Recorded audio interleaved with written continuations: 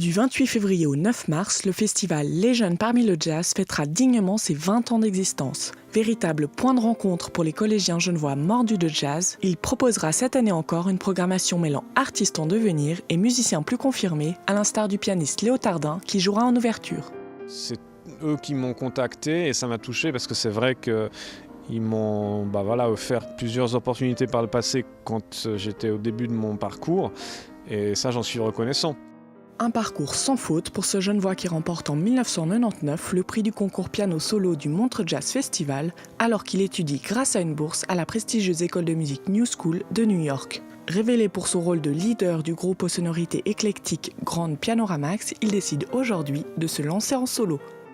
Le piano solo, c'est très très direct et ça me permet d'exprimer ou de révéler, disons, tous ces moments où je me confiais simplement à mon instrument de façon plus directe. C'était presque un confident dans le sens où quand je rentre chez moi ou quand je suis en tournée et puis qu'il y a un piano qui traîne dans backstage ou comme ça, c'est une façon extrêmement directe de transmettre des émotions mais que j'ai jamais vraiment pu révéler au public. Clin d'œil au festival Les Jeunes parmi le jazz où il a fait ses débuts, il présentera en avant-première son nouveau projet solo lors de l'ouverture. La dernière fois que je m'étais produit à ce festival, c'était en solo, c'était une des rares fois où je jouais en solo en fait, et donc j'avais 18 ans, quelque chose comme ça. C'était une chouette salle avec un public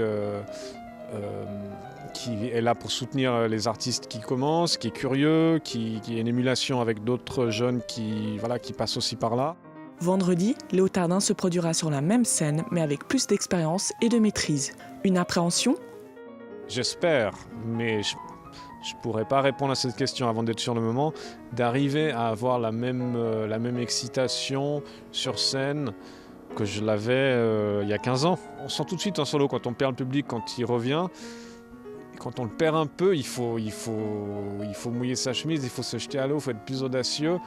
Puis c'est cette attitude-là qu'il faut arriver à garder et puis qu'on a peut-être plus naturellement quand on est ado que quand on est trentenaire et qu'on a déjà fait un petit bout de carrière, voilà. Son album Downscape sortira le 28 mars prochain en Suisse.